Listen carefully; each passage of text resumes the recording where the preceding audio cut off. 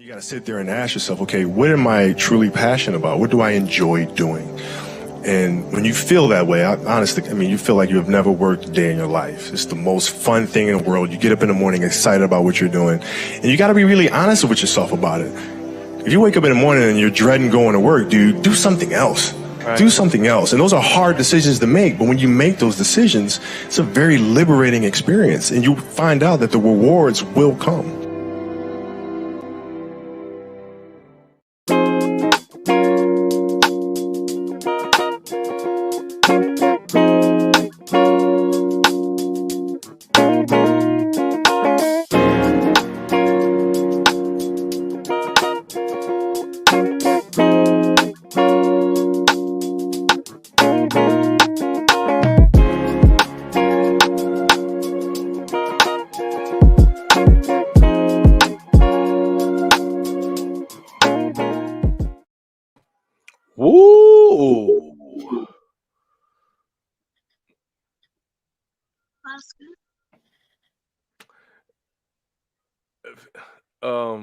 I don't know. Fifi caught me off guard.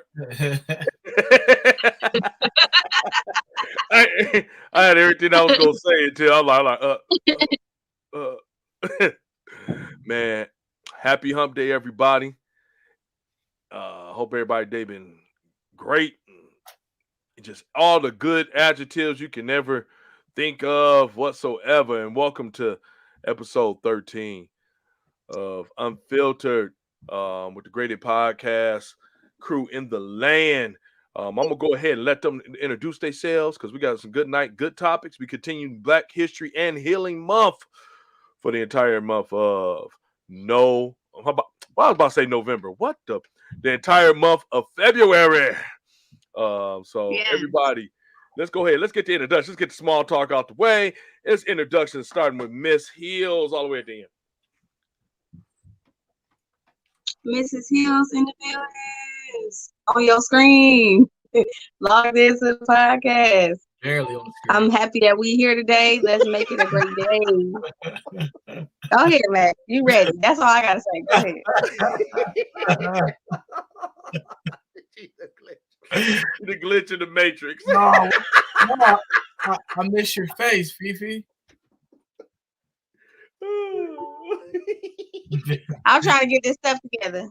No, you know it's glitchy. I still want to say it. Oh God. Oh man. Way to break the ice. It's your boy Reese, the third Unfiltered. Everybody, thank you for tuning in. Continue to share, like, subscribe. We got major topics ahead for the day. We're gonna continue Black History and Black Healing Month of February. November. So let's get it. So again, thank you all very much. One thing I want to say, my dad, everybody know he has been on our show before. Apostle Kevin Bean, he's got his own podcast coming out as well. Be on the lookout for it. It's called Under the Influence. Man, that's gonna be good. If everything is go to plan with it. So make sure y'all go out there, support all these podcasts, especially if they're doing something where they, doing right with the information, man. Support them. Get them in there. Tell them. Do your thing. Awesome. Miss Kathy, blessings. Peace to you as well. Love you. Thank you so much. And for all you out there tonight, man, we're going to have a really, really good conversation tonight. Again, like we did last week. I thank y'all for a lot of support because we got a ton of views last week for the episode. And it was really good. And the funny thing, just to let y'all know, not one of those was playing. Nothing was playing. Cuz, what's going on? What up, though? One of Detroit's finest. Who was that? I can't see the stuff. I'll put it on there so you can see it. Oh, Keenan, what's up, cuzzo? What up, though? So, everybody, y'all already know what we do and how we do it. Share, and share some more.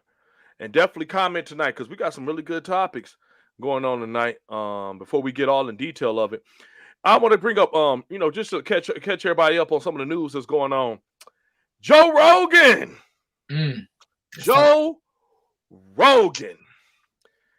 I feel bad because me and my grandma, God rest her soul, the beautiful Inez Florence Edwards, who I miss every day like crazy. Me and her used to Absolutely. have our Monday night dates all the time. And part of that Monday night date, and I even said it, I told everybody at her funeral, I said, man, me and my grandma was always at a Monday night date. No matter what happened, I always was there to make sure. It was, I want to, should I say that, Fifi? I don't want to say that like that because I don't want to make some of the cousins feel slighted. But it was definitely We some of all the. had our own special relationship with There we her. go. There So we go. I don't want to. speak I don't on want it. to say something because someone might be like, "What you trying to say?" But I'll put it like this: we had our own special relationship, but it was those of us cousins that was around her a little bit more than others. I'll put it. So, Fear Factor was the show that she loved. She loved Fear Factor. Biggest Fear Factor fan, and we just watch it all the time, see everything, be laughing and joking. But let's get to some serious nature. First of all, shout out to my man Trevor Noah. Trevor like him. Noah is Trevor be awesome. talking. He is really He be awesome. speaking the truth. In fact, He's really speaking some truth, and it go over people's head because I don't think it's his brand of comedy that people really get a lot of understand how dope it is. Because keep in mind, it's truth and jokes. That's what makes comedy so good. Is truth and jokes. And he had, if you get a chance, look it up.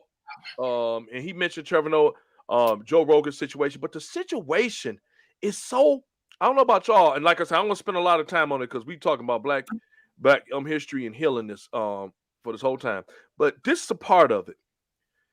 Healing is about, like we said before, and Miss Hills and Mr. Reese said last week. The first steps to getting healed is admitting. It's admitting. That's the very first thing. It's admitting that you got an issue. Okay, then you make the steps after that. Joe Rogan, obviously, and this ain't even trying to put something on him.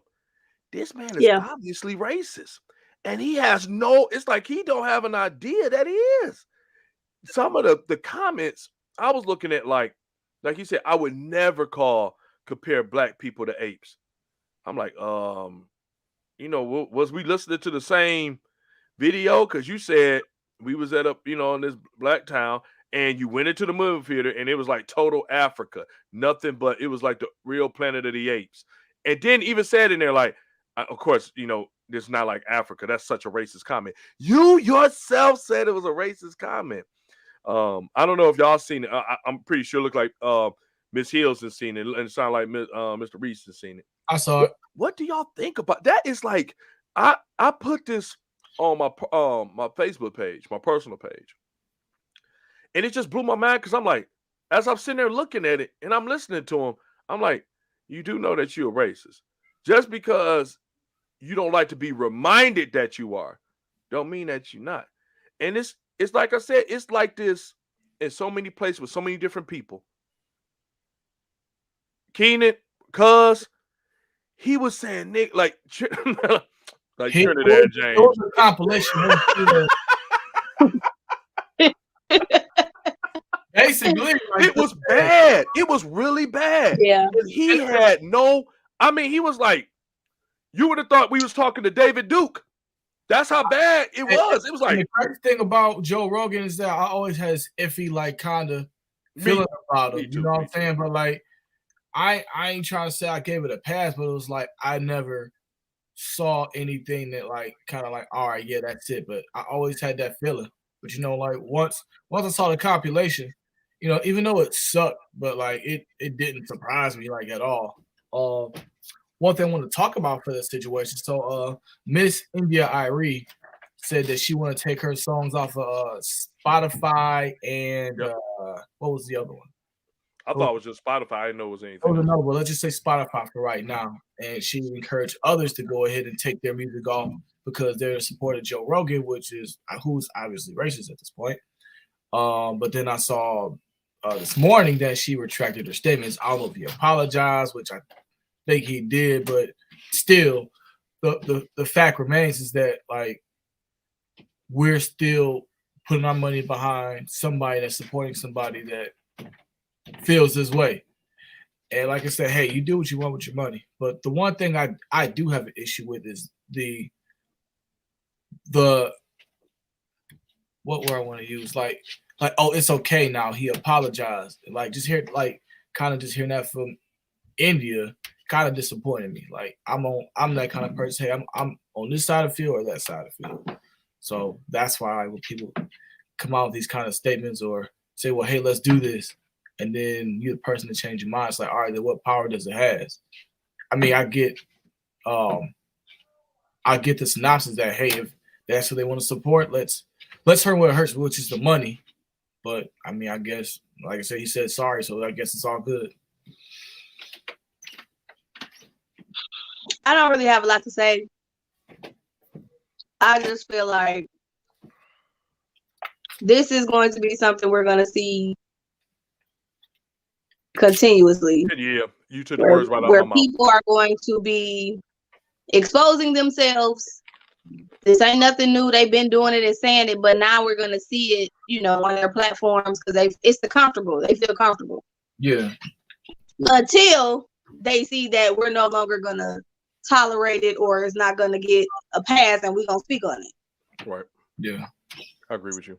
So wholeheartedly. I don't know personally, how he roll, but if we go off first impressions based on the situation, okay, what are you going to do with this, sir? You see it's offensive and people are offended by it. So what do you have the ball in your court, you have the power. What are you going to do with this now? What have you been doing? And you know what? Like, I know Randy know him from Fear Factor. He also helped commentate UFC, and he also has his own podcast, which makes big money. Yeah, and just hearing some of the conversation, he has I would say uncomfortable topics, but like cringy topics, especially when you have like black guests on there, and like some of the topics is like I don't think he's the person that should ask those questions that are asked from that certain podcaster. Like I just don't. I don't like it, but I don't like it now because now that I know he says niggas 50 times a day. But I think that was a big thing that it's like what you just said. It's like Joe Rogan was always, I could tell you got some good old boy in you, if that makes sense. Like I could tell you always could tell, like, man, you the kind of person that, you say nigga a lot, but you say it in the right company.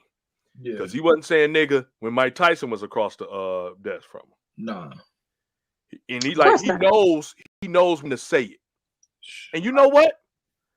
Dear anybody that's a racist, that's when you should say it. Say it in a group of people that don't mind those comments. I can't take nothing away from in the privacy of your own home.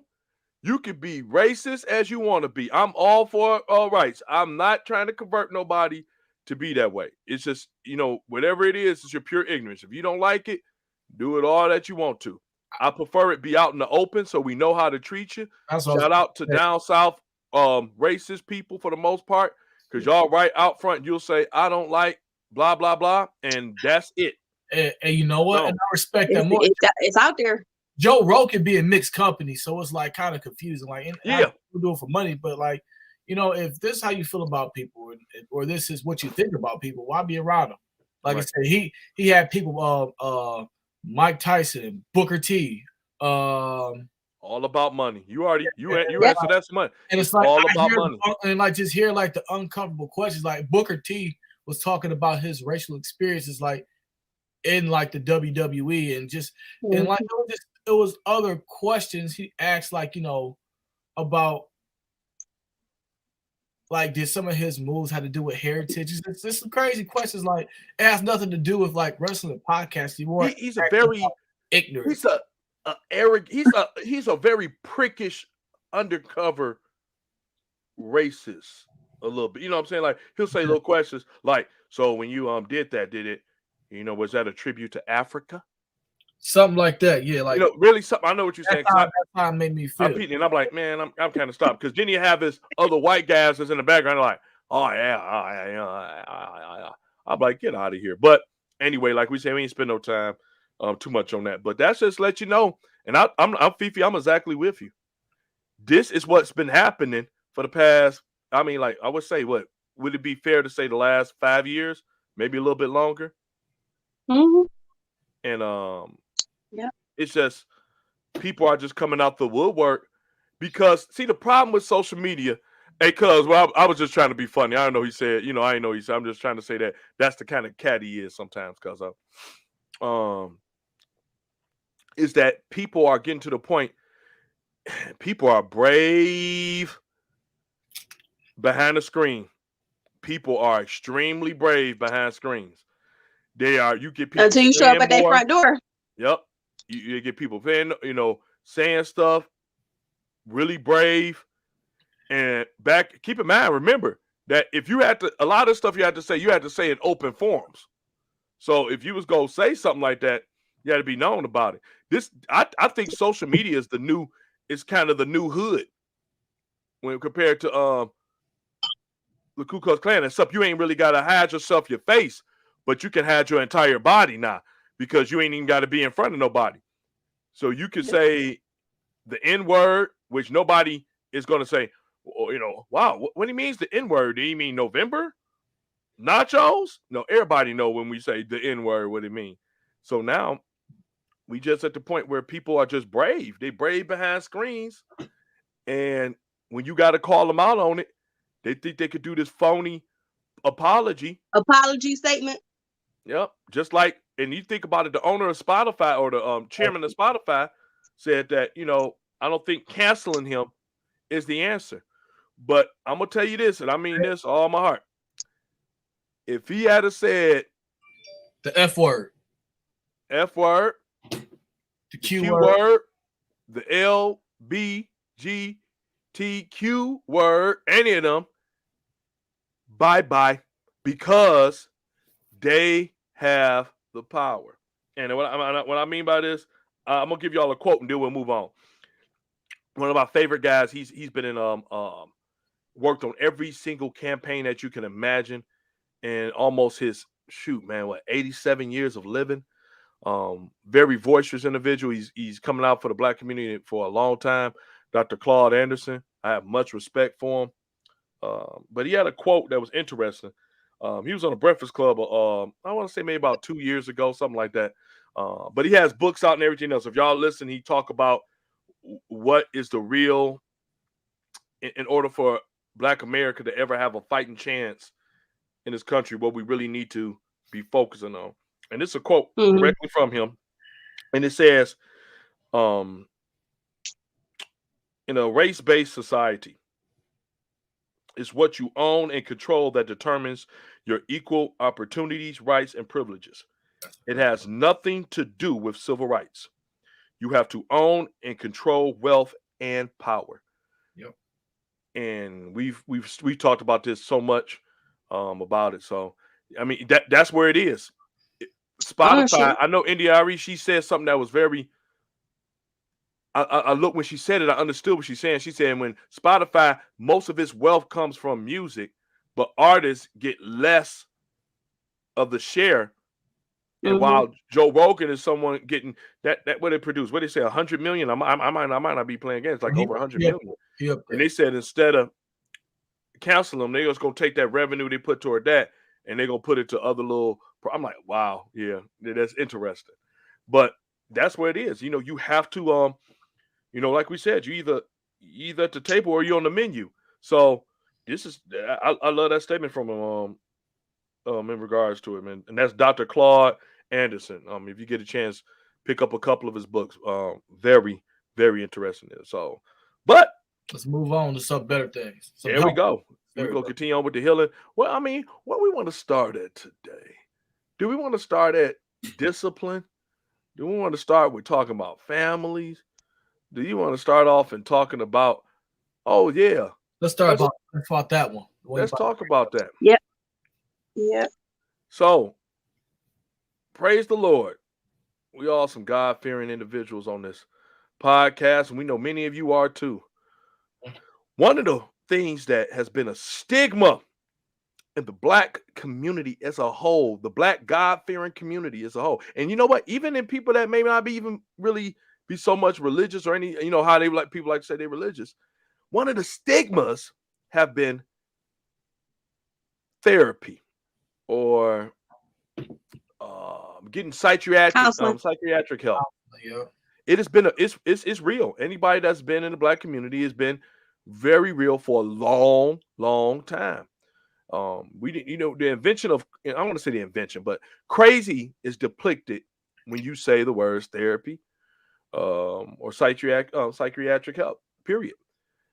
And when you do choose to do it, it's another stigma that's attached onto it that you have little or no faith in God.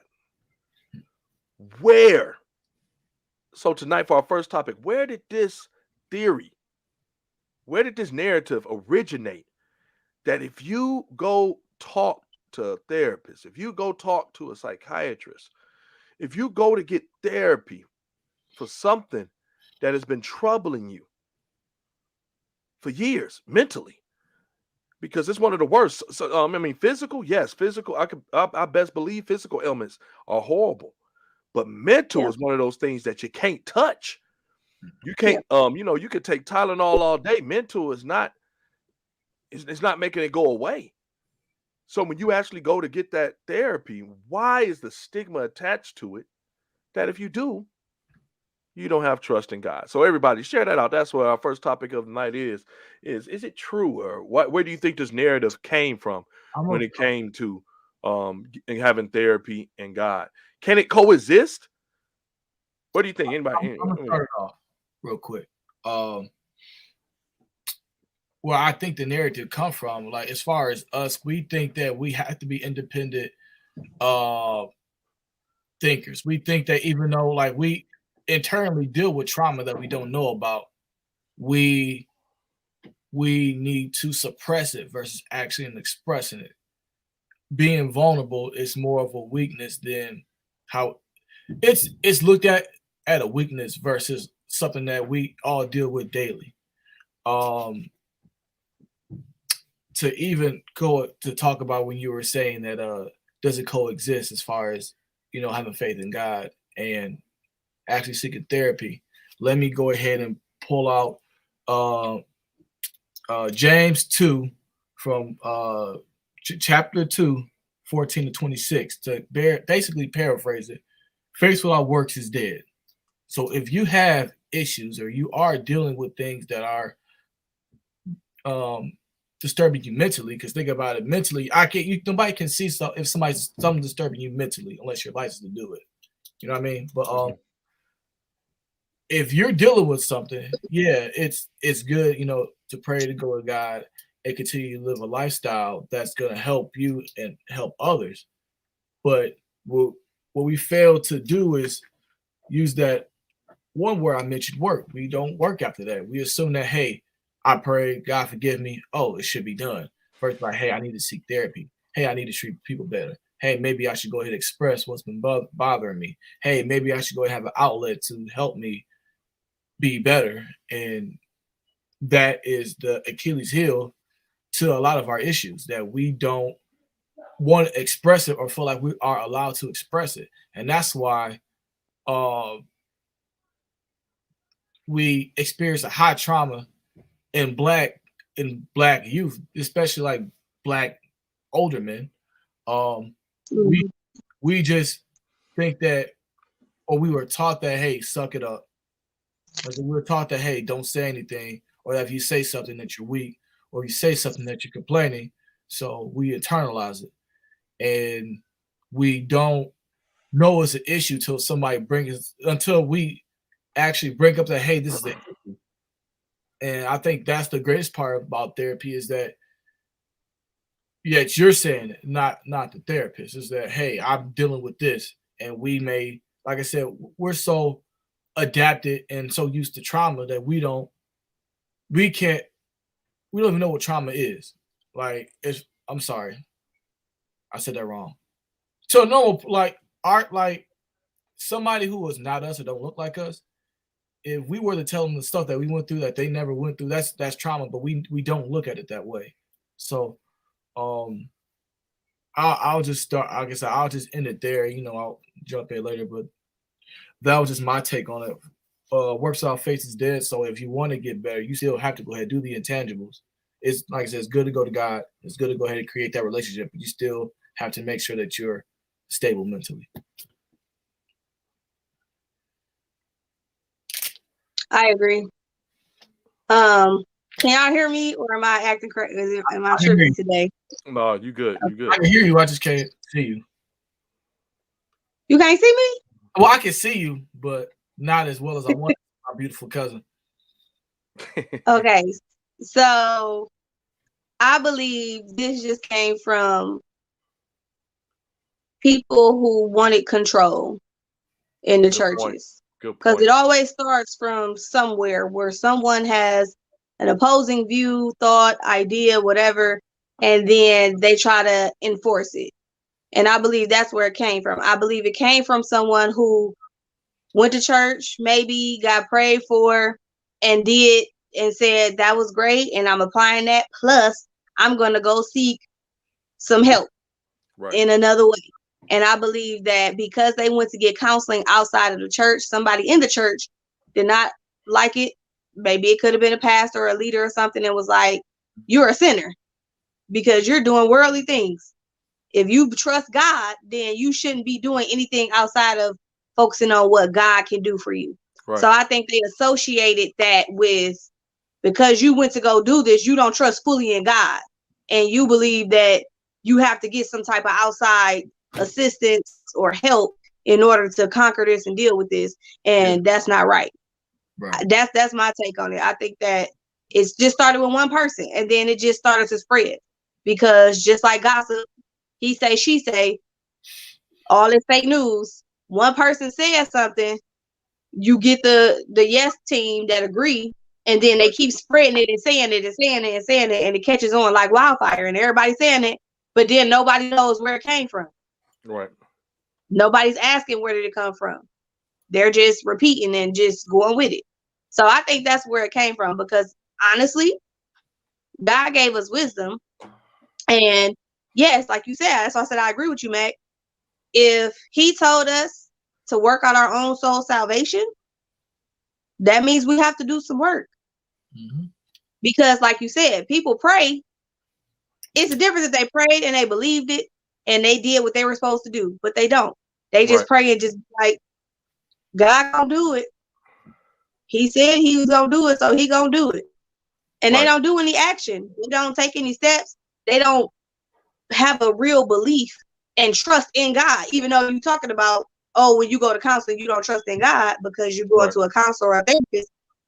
It's the same thing when it's talking about you just praying, if that's the case, because a lot of people don't believe what they pray. Facts. Because if they believed it, they would stand on it. It'll be a sure thing. They won't have worry and doubt. They'll know, okay, God gonna handle it. Because even when people talk about it, they still got that like, I'm waiting on God. Like they kind of are unsure. It's not a confident, yeah, God got it, he handling it. And you know what's funny? I agree with what you're saying. I think that, with a little bit with the last part, I think that God knew that we would be like, hey, they, as much they love me and they gonna trust me, it's still gonna be that thing in the back of their head. That's why he put that in faith. Like all you need to have is a faith the size of a mustard seed. Mm-hmm. Because he knew us. And I agree with y'all. I feel like we need to start, if we're gonna trust God to be God, we need to move out the way and let him be God. Let him do what he's gonna do. If he's gonna be, it's just like a kid that a parent tell him, man, don't cross that bridge. I've been over that bridge before. I know what it takes to get across there, and I know what happens when you get over there. Don't cross the bridge. Like much kids, you think, man, you might have messed up, but I ain't messing up. Then sure enough, you go across the bridge and you mess up. And there it is. Yeah. There it is, right there. I think that Mac hit it round the nose, and then Fifi, you pretty much got on base. So I'm gonna try to see if I can hit a home run. Do it. I believe that how can you say that you trust in God, but you don't trust in the things he created? Yeah. How can you not trust the doctor? If it's within, if it's in a good mode, I want people got to keep in mind, we are creations. We are correct. We were created with a designed purpose and true intention for this life. We were simply not created to do all these things for ourselves. We were created to help, to provide a service to each and every person that we're supposed to come in contact with. Whoever we deem to come in contact with. If you got someone who's a doctor, God bless the doctors, first responders, the nurses, firefighters, police officers. We're talking about the ones who do their job, the ones who bless and do the job that they're being paid to do, and if you're lucky enough, what you love to do. Everybody can't be a brain surgeon. Everybody can't be a heart surgeon, and thank God for that. For real. And everybody can't be a psychiatrist. Mhm. And guess what? Sometimes we need that person to talk to. I'll tell you, it's no place lonelier than in your head when you feel like you have no one that's going to understand you. That is a fact. You gotta ring the bell on that one. No, it's Ring the bell on that one. That is a fact. It's no place lonelier than in your head. You could be completely there and feel alone. You could be in a room full of people and still feel alone. Because what you're going through, while you wearing a smile on the outside, it's really beating you down. And you smiling, the harder you smile is because you're trying to keep from crying. And it's difficult. And we need to understand that. And like I said, if someone who continues to have the therapy, man, it would make or break you, because what you're doing is that you're speaking to someone that don't know you. As much as people know you, as much as people love you, it's always good to speak to someone that don't got the tape on you. Yep. They don't have a bias. No bias, no nothing. And like Max said, and like I've experienced, man, you end up talking because you end up revealing stuff to yourself as you're talking. You're like, wow, I didn't realize, man. You realize some things because you saying it out loud for the first time, where you was for so long was just so convinced that, this might have been the problem. You're like, wow, that was me. Keenan, I'm putting on here what you said. I think sometimes people make you feel like you should be ashamed to talk to someone. Absolutely. Absolutely. When we should be encouraged. Absolutely. And what I want to say is too, it's because it's a lack of understanding. Most people who are not in agreement with counseling or therapy is, number one, they haven't had that experience themselves. They never went to see what it's like to get an understanding of how it's beneficial and helpful. Or two, they had a bad experience of the wrong counselor or therapist, because they all may be qualified or go to school for it, but every one of them ain't for you. You have to find the right one that is suitable for you. But I think it's because they don't have an understanding of what it does. It's not an idol for everybody. That's the part where I feel like when people feeling like, oh, you need to trust God and this is wrong, because they feel like you making a counselor an idol. You making a counselor or a therapist higher than God, and now you're going to talk to the counselor all the time and not talk to God anymore. You're not going to pray anymore. And that's where the lack of understanding comes in, because that doesn't mean that. And you know what? I go a little deeper with that. A lot of people, especially when they're close to you and they're in the situation with you, a lot of people don't want you to go to therapy because they're afraid of what the therapist might say about them. Yeah. In accordance with your life. And I've noticed that. And I'm telling people just from point blank period, that's really not how therapy works at all. It don't work like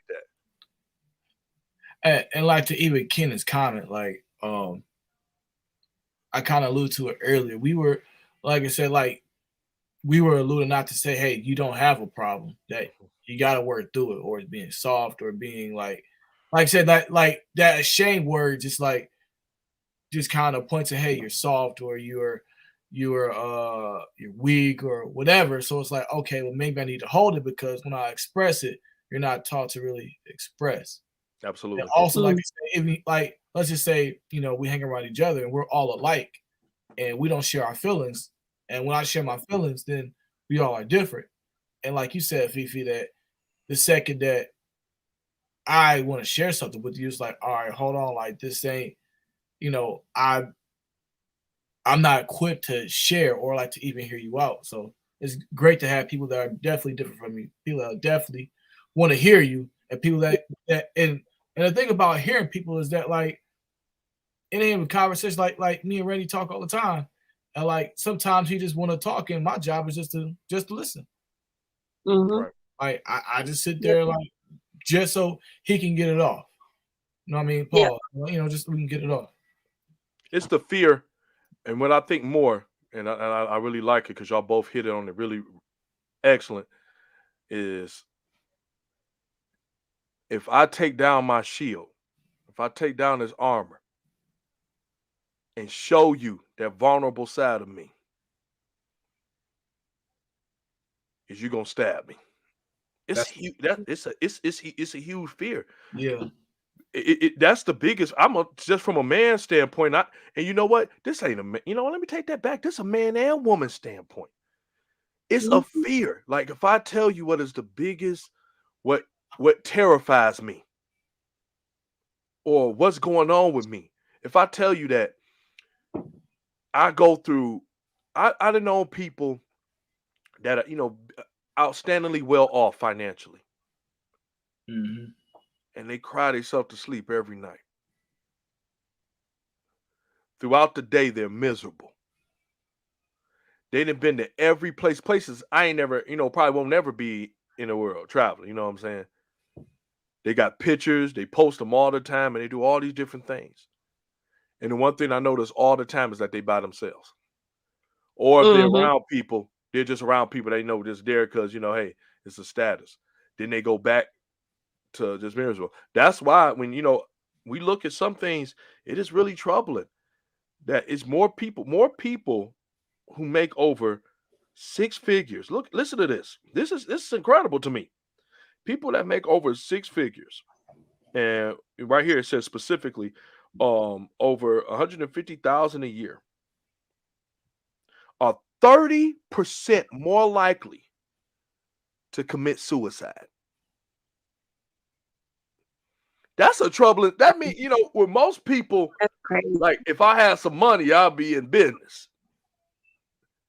But you got people, and if you even look on the news, you see it all the time, especially with, where it be athletes and things of that nature. They've done so many different things, and now all of a sudden, you see just the bad circumstances where they never really, nobody was there to really give them the help, so they turn to things to numb the pain, alcohol, painkillers, other type of drugs, just a whole bunch of different things that because they got too many. One, they have too many yes men around them. They have no people around them, and they feel hopeless when they get to the end. So definitely, I like I said, I agree with that. I agree with everything you were saying. When it comes to church, we need to embrace that.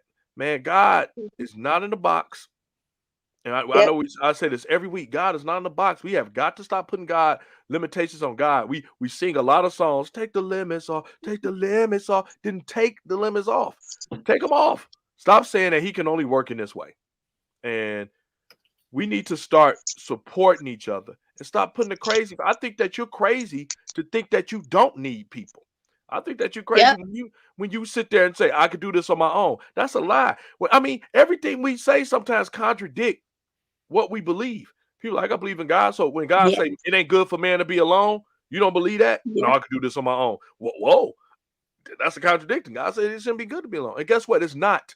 Like we said so many times before, depression is saying, I don't want to be around nobody, but you want to be around a whole bunch of people. Yep. So, I mean, that's really good. So, dang, that's really deep because we had that so long in our churches. I'm seeing a lot of things starting to turn around where a lot of pastors, but see, man, do I want to go there with that? A lot of pastors, Take it there. the fear of losing members terrifies a lot of pastors. When it should be that your concern should be the freeing of souls, not the amount of membership. You should be freeing souls, no matter where no matter where you at and where you go. It's supposed to be getting people free so they can go out here and live more productive lives and spread that love. But until a lot of pastors can get out of their own selfish ambitions or insecurities, because you have to be an insecure individual leader to be afraid because someone went to a therapist, because that don't mean they're leaving you. That means they're seeking more help. They're being diligent about getting the mental help they need. Actually, they're praying. They're just doing everything because pray. Absolutely. When you're in therapy, my therapist, like I said, she's amazing, God-fearing, and even if let's say she, if it wasn't, we have to get to a point where we have to take our mental health seriously, because it affects everything. It affects us spiritually. It affects us, in every way possible. We have to take it seriously. So to a lot of pastors, do not be so intimidated. Like throw the holy water. No, let them come up there, pray for them, and say, "No, I understand that you need it." Because guess what? A lot of pastors need to go get some mental evaluation. Because I can only imagine a lot of things that y'all go through. Anybody that weight and that pressure. Yep, the weight and the pressure. It's understandable. Tomorrow, I'm just gonna hit my knees and pray to God. Yeah, pray to God, but also you gotta have a good outlet for yourself, sir. You gotta have it's just like it's just like with everything else. I feel like, I don't know, it's just something about it where people don't connect the dots. Right. When you are in a job or you just get started with a job, you go through training. They give you the equipping, the teachings. When you have issues and escalations, they give you a process. They say, okay, if it gets to this point, then it's going to get sent to the escalation team, and they're going to do this, this, and this to get to the root of the problem, to solve it, to make it great, and keep it going. That's the point of therapy and counseling. That's the escalation. It's like, okay, you had trauma, you had situations, disappointments, whatever happened, and now it's escalated because it's affecting your mental. It's affecting you physically. It's making you sick because you're holding it in. Whatever the case may be, you have to get it escalated now. That's where, yes, God is the one who you go to, and God is the one who's going to direct you. So if he tell you you need to go get some counseling because you need to talk it out. Right. Because when you're praying limited prayers because you're not even opening up to me as God 100% because you feel ashamed to even open up and tell me the full truth, which is what I want from you. I'm going to allow you to go to this therapist or this counselor so then you can start having a conversation and feel comfortable. Then that's going to change your prayers, because now your prayers are going to be more impactful because you're going to understand, man, God, I had talked to my therapist today and they helped me to see this is what I've been doing for a while. This is a pattern that I got. And I'm like, this is why I'm scared to talk to you, because I feel ashamed. I feel like I keep doing the same thing over and over and I'm not getting nowhere. So that makes me not want to pray to you and ask for forgiveness, because I feel like I'm going to just go back and do it again. So what's the point of ask for prayer if I'm going to just keep doing it? You see what I'm saying? It's like, it's a tool that God uses to open you up even more. Right. Instead of looking at it as a negative thing, people need to change their perspective and see how God uses that for the good. Like he says, he works all things together for the good of those who love him. Any and everything in this world, God has given us access to or directing us to is for a reason. He's going to use that. So I think that's the other part of it. We have to make sure that, like you said, we're not limiting God. God can use any and everything. And if he wants to use worldly things, because that's the other part I think about the church, they associate anything that's outside of the church is a sin, is worldly, is carnal.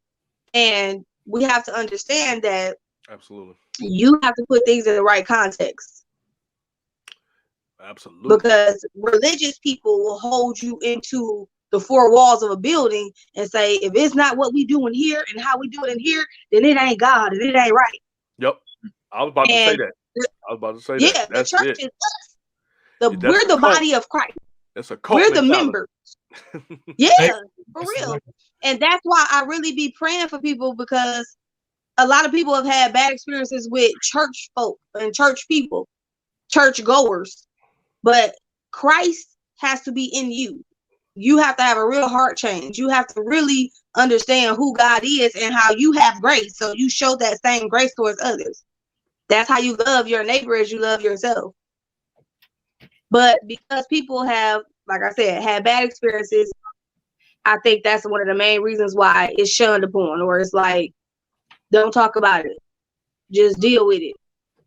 Don't put your burdens on other people. Just trust God and he'll do it.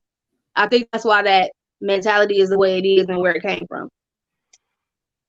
Yep, I 100% agree with you, and I think that with most, I think what we're starting to see, especially when it comes to therapy, especially in the Black community, we're understanding through people in trial and error, which that's how it happened all the time anyway.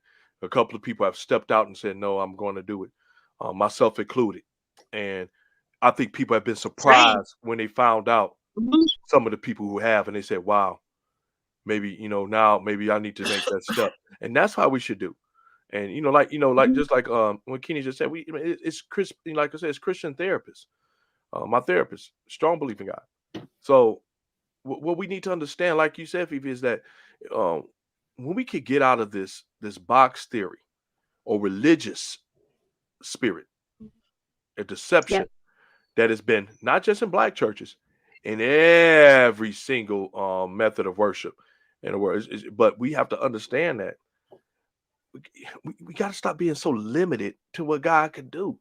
If it's decent and in order, that's the word of God. He didn't say all this other stuff, this man-made things to have control. Because as much as people think like, man, religion is about control. Yeah, religion is about control. God is not. God is giving you free will. It means he say choose whichever way you're gonna go, but just make your choice plain. Because I don't want you to be lukewarm. Choose. Yes, sir. I mean, it's just period. Don't be double-minded. Don't go blind. So it's and that's right on. See, people don't get with that because they're like, well, that ain't what I've been taught. No, that's what you perceived, and that's the biggest thing we have to just understand. But I believe that, like I said, all which y'all just hit on part, because I'm sitting here listening as I'm looking down and taking notes of each thing that y'all said. It's right on target. I really see the change in the Black community in terms of mental health. My hope is that it just don't do a whole 180, or how can I say that, where people start using mental health as a crutch when it's really not the issue. Because sometimes it's just selfishness. Sometimes it's way different other things. It's not where they put out to be that, but that's another topic for another show. But as we said, now that's the biggest thing when it comes to in the Black community. I think that's the thing that I feel more gleam and hope about, that it is changing because more Black males, because our females been doing it. Yeah. Our Black women have been doing it. It's the men who have been instructed to be heads who have been trying to say that, nope, I'm going to do this and just stay strong with it. But staying strong is also knowing and being smart enough to know I'm wounded and I need to be healed. Yeah, that's all it is. That's all it is. And I think that's a segue right into our next one. Great topic. It's I want y'all people to shout out back in the day, he was a big time star, Mr. Uncle Luke Campbell. Who's actually a really good businessman. Shout out to him. He's a really good businessman. He do a lot down there in his community, down in Miami. Yeah. He says talent is nothing without dedication and discipline. And dedication and discipline is a talent within itself. Discipline. Discipline has a negative kind of stigma attached to it as well.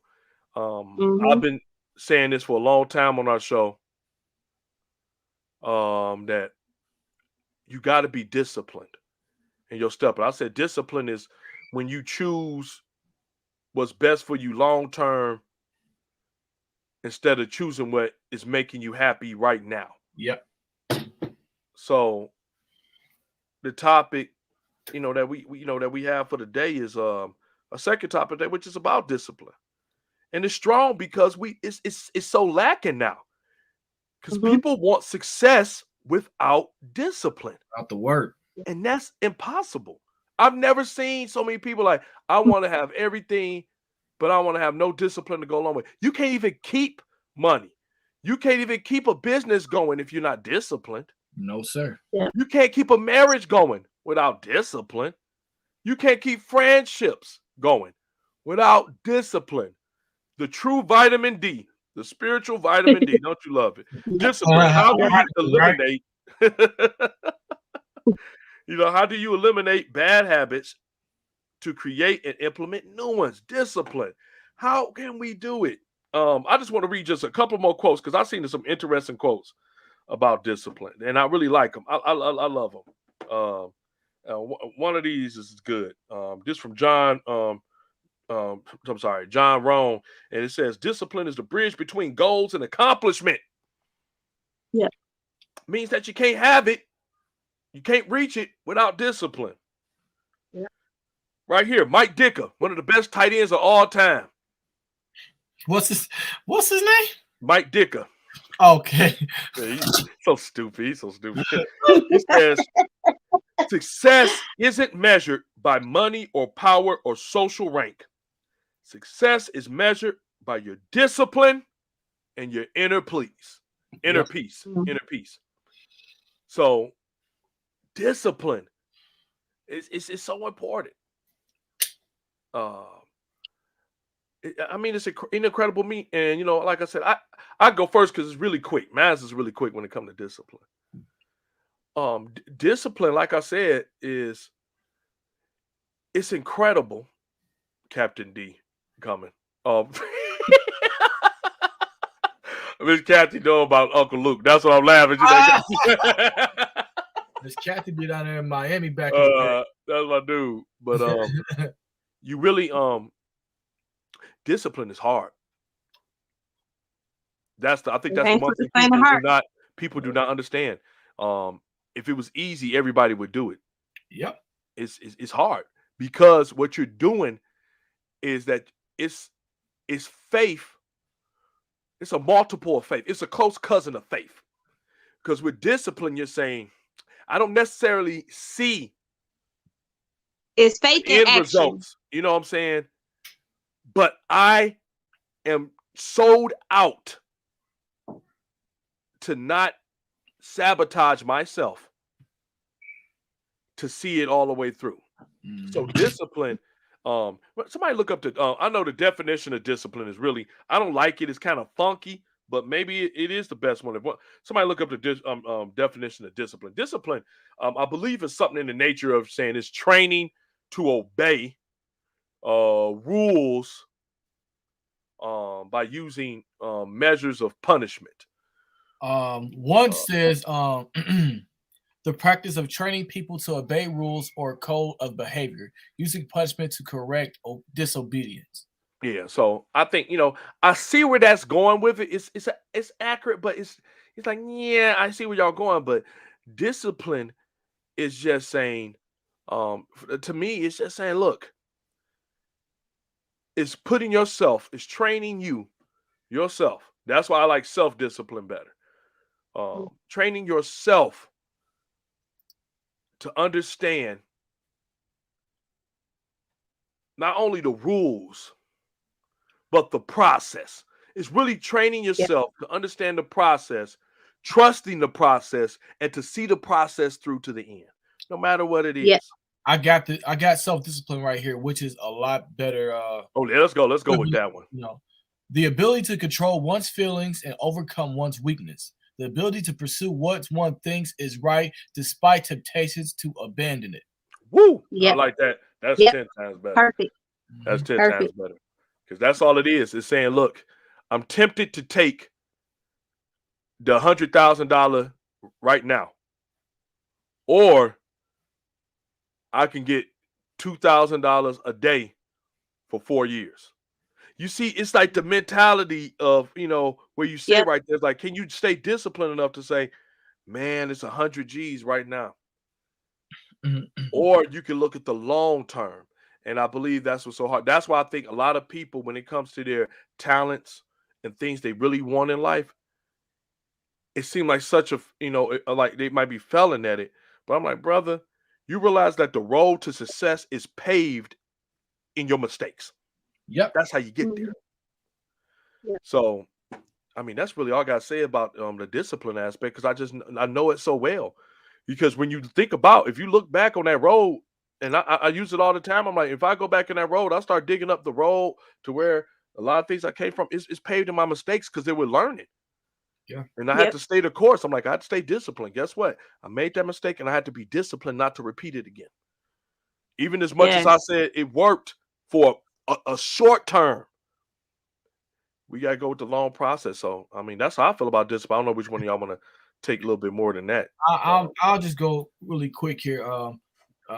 I'm glad you dive into a lot of things that of what discipline is, and being obedient. I was just gonna touch on a few things on how what we can actually do to like help. So just a couple things. One, just to evaluate how our habits are helping us or is it harming us, and just to evaluate, to scale out. Okay, what's the pros and cons of me actually doing this or not doing that, and how is it helping me? To examine, like I said, what's going to help, and when it comes down to certain stuff, it's not always good to share. You know what I mean? It's let me give you 1 second.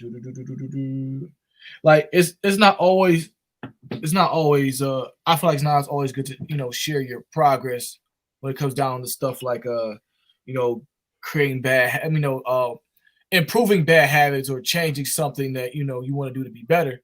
Because like, so let's say you hang around somebody and you guys are used to doing bad habits together, then all right, it's like, hey, come back, scale back, and let's always take it steps back. And the last thing, which is it's gonna allude to it, the 5 P's, proper practice. Proper preparation prevents poor performance. Just continue just to prepare, continue just to to be better, just using the 5 P's. So like I said, mine's is really short. That's all I got to say about that one. Cool beans. Yeah, mine is short too, because I feel like the whole point of this topic, it was about me. I was like, man, we always say we want to be our best version of ourselves. We want to be better. We want to have all these things. We want the best future, all this stuff, but it's like, are we really looking at our patterns and what we're doing? So for me, it was just like, okay, one of my goals is to travel. And I was having a conversation with one of my other cousins, and, I was just having like a rant, to my cousin, like, listen, it was like me checking myself, like, what am I doing? I need to get it together.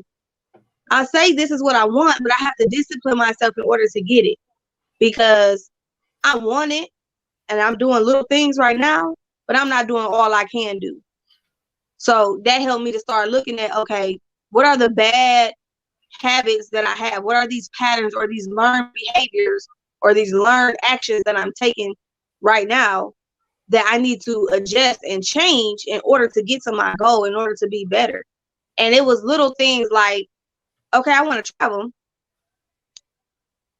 but I have to be willing to put in the work in order to have the finances in order to travel.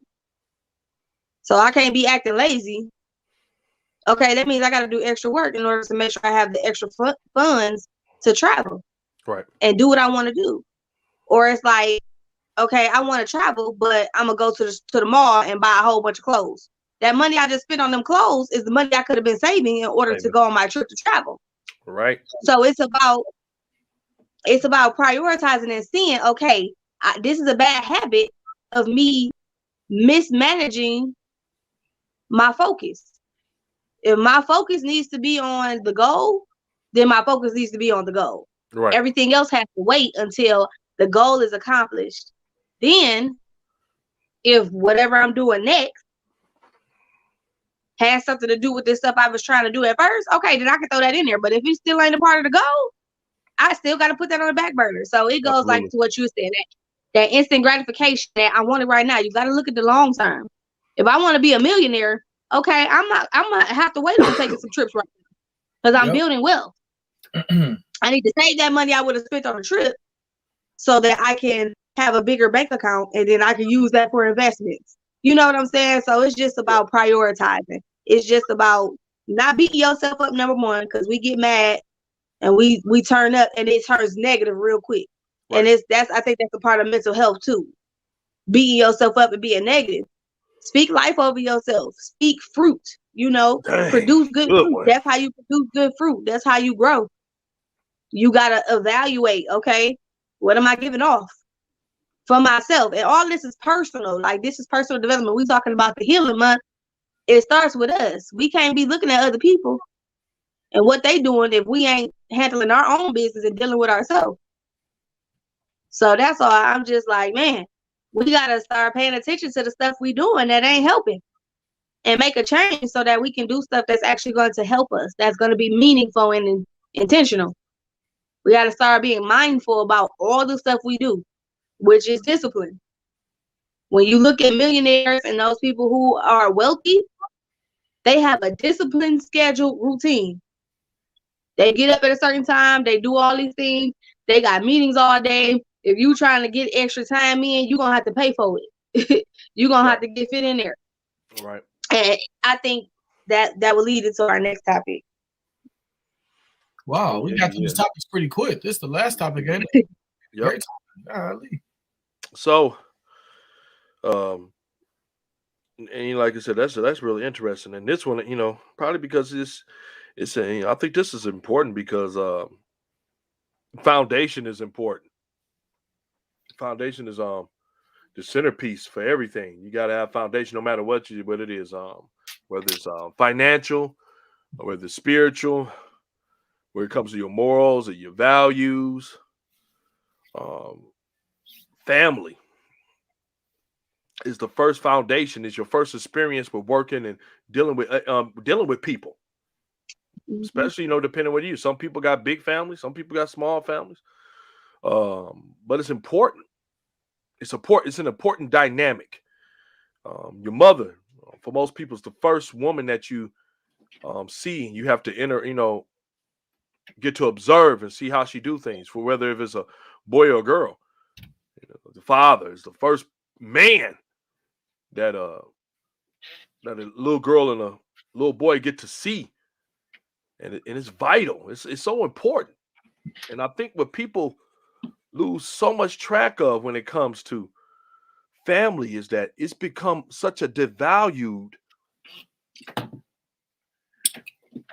like, I'm trying to look for the right word for it, but it's like a devalued commodity now. A devalued structure. So much because so many men and women, out of foolishness, and it's the best way to say it, it's really we did some foolish things. We didn't do enough talking. We allowed too much lust and not enough love. And it separated families. And in the process of separating families, how did it begin? It began because two people, mainly the man and the woman, the mother and the father, either developed so much hate and animosity between each other, or one got more than the other, that we got to the point where you got women saying, I don't need a man. And you got fathers or guys saying, I don't need no woman. I could do this without a woman. We could raise the kid, but we ain't got to be together. And I think that's one of the most selfish things I think we could ever say in our society. Now, it's in some cases where two people who should have never laid down and procreated with each other and created a life should not be together? Absolutely, because that happens. But when we have a disturbing pattern of more and more single family homes, not because of untimely deaths or things that could be understandable, but simply because more people are choosing to be mothers instead of wives and fathers instead of husbands. How many people actively can you name right now who have over 3 to 5 kids and they ain't never walked down the aisle? Never How will. many fathers do you know that got scatterbrained kids everywhere and then put their seed everywhere and ain't never got on their knee to ask someone to marry them? That's disturbing. And it's happened, it seemed like, and a lot of people say, man, it just ain't in the black community. Well, we're black. So I'm black. And this ain't saying nothing wrong or derogatory, but we do see it a lot in our community. We just got to be honest. The family structure is so damaged in a lot of cases. You sit back and say, dang, you got another kid? Why? Everybody that you get with, you don't have to have a kid by. Now, the topic is, and I'm gonna put it in there like we've been putting, is why is the black family so fractured at this current state of time? I'm gonna put this in there, but one of the things that myself personally, I see so much of is one of the issues, and we're gonna go through the issues and some of the things that we could go. So, and we've been making good time, so good time, good job, everybody. One of the biggest things. Let's first go to the things that we see that could be tribute to that. I think one of the first things is that it's just absolutely too many soul ties between men and women. Absolutely. It's absolutely too many soul ties. You're connected to too many different people. Too many men and women. Y'all have no value over your virtue. And what I mean by that is that was so good. You simply don't value that life force that's within you, and you freely give it up as soon as you get, this kind of unction of, oh yeah, it seems good. Let me go ahead and do it. Now, one thing I can say for myself, I can say this for myself, and I mean this, is I have one child. Now I got a lot of young men and young women that consider me dead, and I'm happy to be, in that aspect, to even be considered someone else, because you poured into their life, and I thank you, and I consider them my kids too. I love them with all my heart. But biologically, I only have one child, and the reason why is because I never ever wanted to make a woman a mother who I didn't find fit to be my wife, and that's just real. So, in all honesty, when it comes to my daughter's mother, I got down on my knees in the church, and I proposed to her in front of everybody, because I'm like, this is the person that I wanted to be with. And I don't have a regret about that, because I did it in the way that I wanted to. I did it. I followed my heart. It's just real talk. I followed my heart. That's what I wanted to do. But I never wanted. I could feel when I dated women and where we at, I'm like, I'm gonna be honest with you. Some women, I'm like, man, I ain't having sex with you. Ain't no way in God's green earth I'm taking the chance of getting you pregnant. And I know, like, some people are like, oh man, you sound real crude. No, I don't sound crude. I was like, no, I'm straight on that, because one, I seen the guys she deal with. I never, at first, a long time, you see women that have some kids, and I'm trying to hurry up, go through so we can keep going down right quick. But I've seen people that she dealt with, that she had dated before, that she had kids with, and I'd be like, wow, that's me. I'm just number 4, or I'm just gonna be number 5, because you treat them so bad, you talk about them so horribly. That don't make me think that you're gonna talk about me any different. Mm-hmm. And I see that you just got too many ties to you, because when you sleep with that many people, it's connections that, man, it's got to be prayed off, and this is real talk. You gotta pray. Now some of them connections off because you'll be thinking about somebody just calling them. Always got another connection. Hey, oh, what you doing? Hey, big head, how you doing?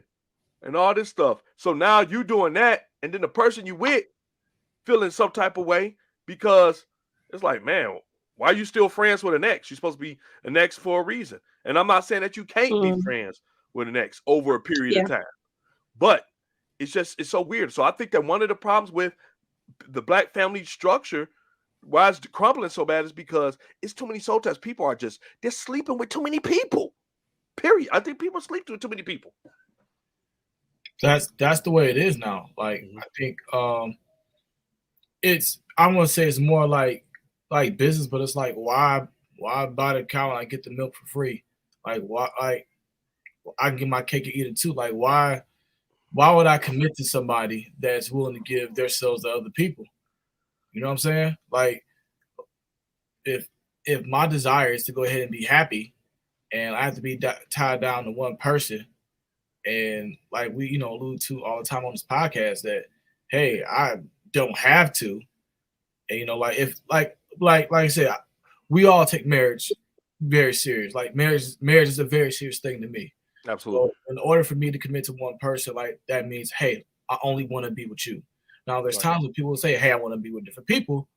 And so if you're not married to them, you can technically do what you want. So why, and even when we talk about family structure, like in our community, like just how I see it, like we could consider anybody family. Like I can be with somebody who has kids and hey, we're a family. But doesn't mean I have any obligation, responsibility to them, because then I can step out and not be their family. I can step in and be somebody's family. I can step out and be their family.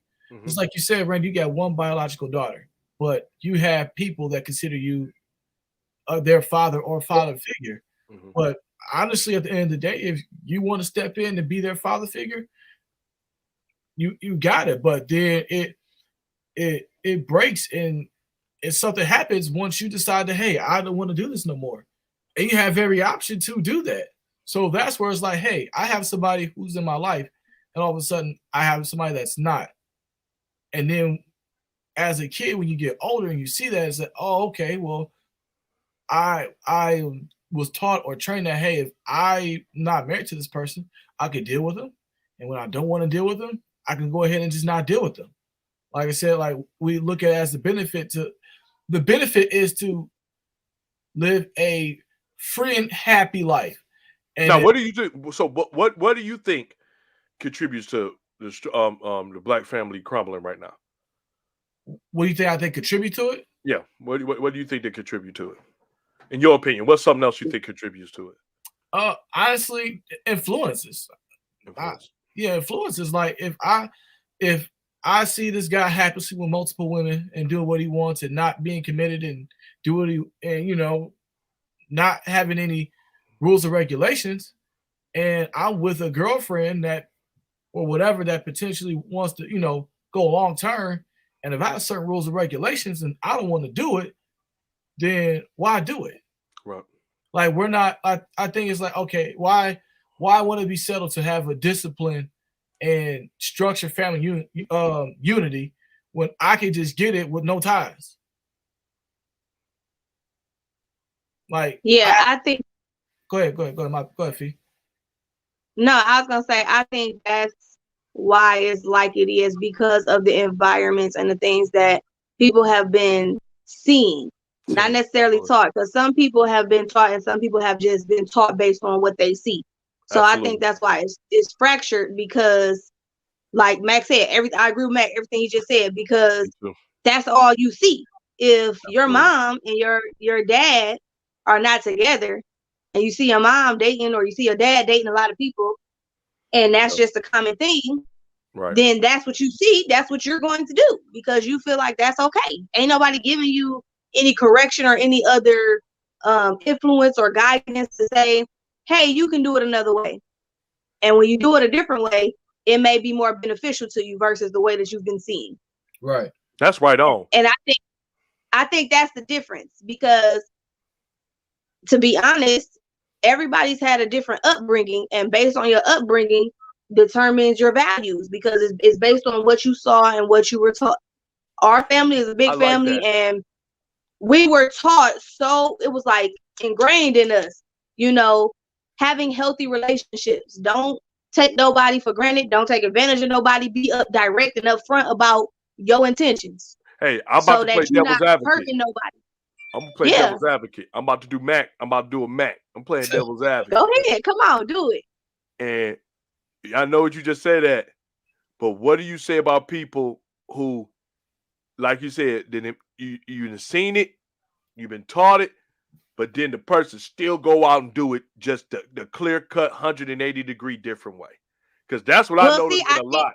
I think that's because they don't want to take what's given. They want the opposite. They want to see, okay, you keep telling me, okay, I'll say it like this. Most young ladies are taught, when you are raised in a household that has like strong Christian values or church values or these things, they're taught, you gotta wait till you married before you have sex. You gotta wait till you get a husband. You know, it's grooming for husband. You know, everything is like, get a husband, get a husband. Did you laugh?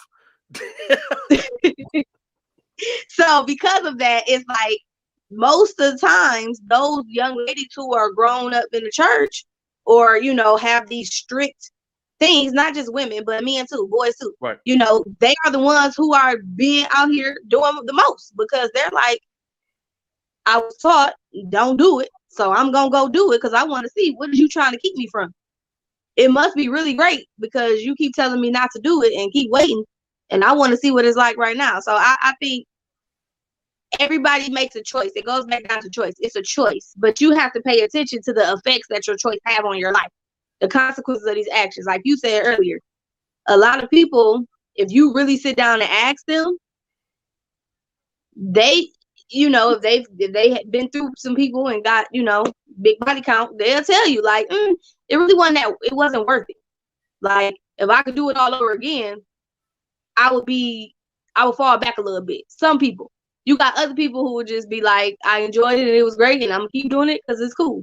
So it just depends on the people. But I think when it comes to families, I think in order for it to become healthy again, people have to start having these conversations about what family means to them, because family don't mean the same thing to everybody.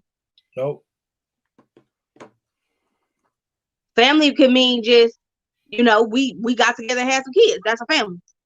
Some people family is we get married and then we have kids. Some people family is we all loyal, we all cool, that means we family. So it just depends on people. But I think as a community, if we want to have wholeness and wellness and start to see a better reproduction, better fruit coming out, you know, the way the kids are, it's going to start with correction and reteaching. It's going to start with us looking at what's happening, what have we been doing, and how has it been working? Is it too far gone? It ain't been working? You think so? Do you think it's too far gone? Do you think now is pretty much you have to really figure it out for yourself? To be honest, I think that it is going to have to start with the next generation. I think that it's the people who have already learned these things, they're kind of stuck in their ways of thinking, and it's going to take a lot more time for them to learn differently if they want to, because again, it all goes back to choice. Some people cool with it. Some people think it's fine.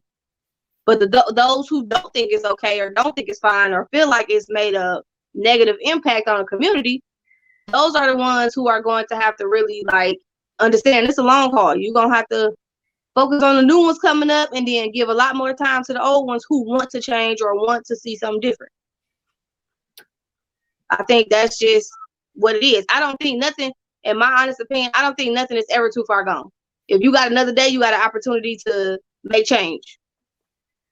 But I think the time frame that it's going to take to make the change, if people are willing, may be a lot longer. It definitely ain't going to be overnight. It'll take a while. Yeah, definitely. Like I said, Felicia, I definitely agree with you. For like a whole generation, this is definitely going to take a long time because we have to break those curses, those barriers that's holding us back. You know what I mean? For one, a solid family foundation. And that's why it's good to show that, hey, like I want to be married and I love having my family and I love, this is what I love to do and this is how I want to be. And people look at that and say, hey, well, I want to be married. You know, well, I want somebody that's going to support me and be with me. I want somebody to have a family with, you know what I mean? And it ain't so much, I would say earlier, that people don't want families. Is that like when you have that vulnerable, like, all right, am I ready to commit to another person? Am I ready to share? Am I ready to actually be one with somebody else and adjust to them as they adjust to me? And some people will want to do that, but it has to be, I feel like I alluded to earlier, it has to be an influence. It has to be like, hey, that looks cool. I want to be like that. Like, we look at like the Fresh Prince, look at the Cosbys, we look at like that family structure. And it's like, okay, hey, that's how a black family should look. And I'm gonna challenge those dynamics too, because we thought about those shows so heavy. Mm-hmm. And, when you saw the effect of shows like you said, the Cosby Show, Mm-hmm. Family Matters, Mm-hmm. where they showed two family households, because we know that there is a such thing as two family households. We do know that. It's not, in the black community. The Jeffersons. I mean, his kid was older, but he was still Yeah. Yeah. in that sort of what happens so often, like you said, is just it lets you know. It go back to what you and Fifi both said, Mac. Seeing is almost believing. So when you see something so often and so much, it kind of it'll challenge the individuals that can think for themselves. If you can't really think for yourself, that you go by everything that you see, Mm-hmm. it'll be tough for you. And it's a big demographic, because it did change. Those type of wholesome black shows were taken from the air. They had long time frames. I mean, the Jeffersons had 11 seasons. That's 11 years. Mm-hmm. Wow. You had Family Matters. I think it's the second longest running black show. And that had like about 8, 9 seasons. That's incredible. Yeah. And look what's being promoted now. Like Single Housewives, a teen pregnancy, like that stuff's being promoted. Like Bad Girls Club, like that stuff is what they want to do. I mean, when it has black involvement, it's got to be that type of. Now it's like, look, this is what is entertaining the people. When those shows had record, viewership, and a lot of things, and then what happened is that somewhere down the line, shout out to a lot of our black actors and actresses, they got tired of the same quote unquote Negro shows. Mm-hmm. Good Times. They're like, man, we hold on, okay, y'all want to keep talking and focusing on JJ acting a fool. And this is a direct quote from John Amos, who played the father. If you don't believe me, go watch it. It is so interesting. And he said, we need to focus more on Michael, who was this educated brother who was trying to do more. We need to put more attention on that, on Thelma and all these, this other stuff. But they're like, no, we want to keep it on there. So what happened to James Amos? They killed him off season 2. Because at first they wanted to be a black family, but they're like, and it is so ironic to that they wanted the two family household. But they're like, you know what? We could do it with just the mama. And killed them right off, like, boom, there we go, let's get rid of them. Because they both wanted to, they both wanted more. But you see that in every, like you said, in every aspect. Now what you got, Real Housewives of this, and none of them married. That's the most ironic part to me. You talk about they don't want to be married. Housewives, but they're not wives. Like, no, right. Basketball wives. They ex-wives or football single wives. And all you show, and the biggest thing I noticed, that all they show is the conflict and just the things they use, Gossip. the gossip, and also the things they use to try to forget the conflict. It's a constant element of drinking. Or you Yeah. never see not one of them without a drink in Partying. hand. Let's go drinking. Let's Yeah. go drinking. Let's get some wine. Yeah. Let's do a drink. I need to get a drink, girls. Wine time. It's like, this is not what Black America represent. I know y'all think, I know that I'm like, man, it's entertaining. Every time you get it, love and hip hop, all this stuff is entertaining because it's dramatic. If it was actually showing real life in the day to day, it wouldn't even make ratings. And you notice that they do that all the time because that's why they bring back people who kept up drama, Yeah. like Nene off of Real Housewives of Atlanta. They kept bringing her back. She loved, like, oh, I'm about to go on community, but man, we're gonna pay you big money. Come on back. We need some drama element, get up. In Kenya, they tried to do all this other stuff, and it's like all this drama. But when you try to bring like some positive Black families, shout out to Blackish. I did like Blackish. And they know Blackish they is going to fire. their last city. They fire. did a good job. It's fire. It's really good. It's really good show. It's touched on a lot of subjects and stuff like that. It was really good, yeah. And I'm sitting here. I'm actually drawing the blank to other like really Black shows that had like really successful. I'm gonna give it. I'm gonna give a shout out to another guy, Tyler Perry. I'm gonna say this. Mm-hmm. I love those How Did I Get Married movies. I love the fact that he has Blacks in such a role of success, like a successful role for the most part. Yeah. Even if it's dramatic, even if it's drama roles, like Greenleaf. Yeah. It's a very drama role, on the old channel. They very drama, it's all about in the church and all this stuff. I'm like, whoa, y'all doing a lot in church. I mean, but it was, it showed a different element, not this side of kind of like us, it still had the drama, like I said, but when you look at it, you saw they were professional. Thank you. That's the word I'm looking for. for. Professional. They were high class. High class, business owners, doctors, lawyers, architects. It was, to me, I thought it was incredible. Professors, instead of having us such the whole same old part gotta be he the dope boy. She the dancer, she the stripper. This it's like the same old role. So now I feel like when I get to see shows, or like you said, Phoebe, when you get to see people in a good environment, and you can start seeing different things, like with the Black, because it is fractured, and I was gonna lead on there. I don't think that is too far gone, because I do see a lot of young Black couples who making the go, and they doing a great job. They making the go at it. They not turning it away. And it's like I said, it's a choice. You can see a lot of things, but it's a choice to say, look, I see them. They doing a great job, and it's some of the ones that people are like, man, they ain't gonna make it, and they made it. They making it. Not only they making it, every day, they realize every day we gotta fight for each other, not fight against each other, but we gotta fight for one another. So I'm all good for. I'm happy every time I see a young Black couple who just, like, some people are like, man, I can't believe they're having all that stuff for their wedding. I'm like, you know what? I do believe that you need to focus more on the marriage than the wedding, because the goal is staying married, not getting married. Yeah. But if they're having fun with each other, and that, it is a special time. Remember the time that you want to be one. You want it to be once. You don't want to be 5, 3, 6, all those other times.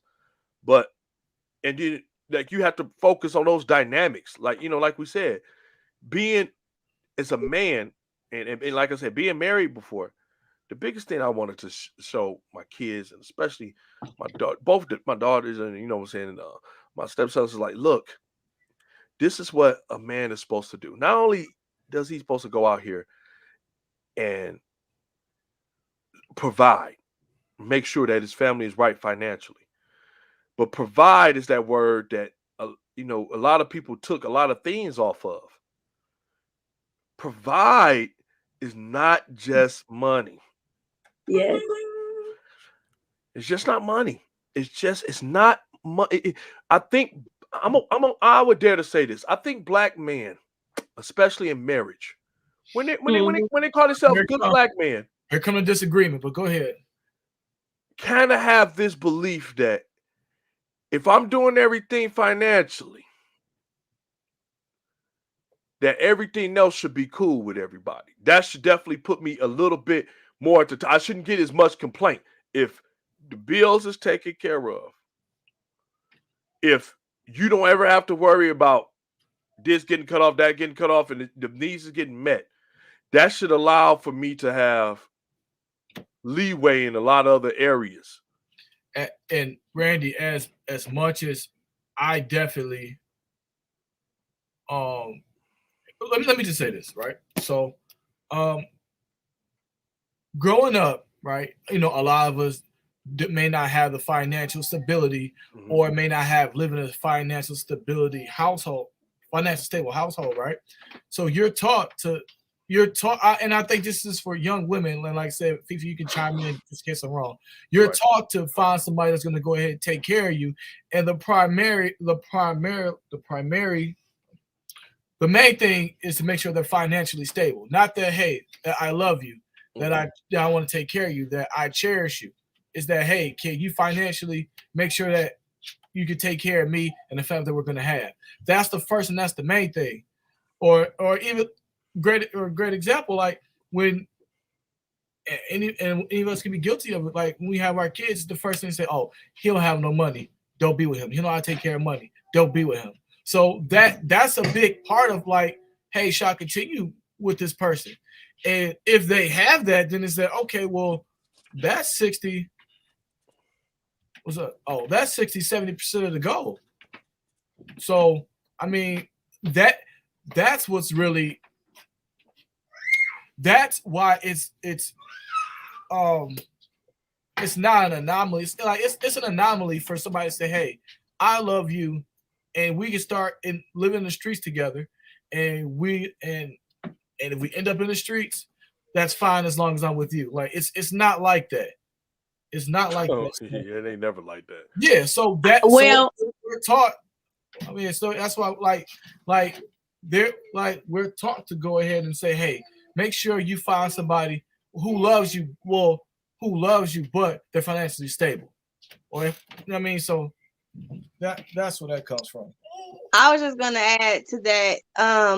I think the way it's set up right now, the way it's going right now, it's a lot more challenging because a lot of, I'm not gonna say all just women, you know, it's some men out here too, but a lot emphasis is on women putting pressure on men. Like, if you ain't making 6 figures or more, then you a bum, and I ain't dealing with you, because, you know. And I think in the way culture is today, that is a lot more hard or challenging for a man to feel that he can bring something to the table, because he's looked down upon, because he's a sanitation worker. He works and, you know, does trash. So he feel like, I do make an income, but because she don't like the kind of income I make from however I get it, I'm less than, because it's not one of these ball players or one of these celebrities who got big bags and cars and all these things and name brand clothes and all this stuff. So I think that is a challenge today. But at the same time, I don't think that it's healthy the way that you men have been taught about relationships when it comes to marriage, because I think that's where a lot of divorces happen, and that's why the financial issue comes up in marriages, because of that teaching. If you don't come home with the bag and you don't make sure all the bills is paid, man, you ain't a man. You less than, because you ain't doing your job. When it's more than that, it's crazy. That's what I was saying.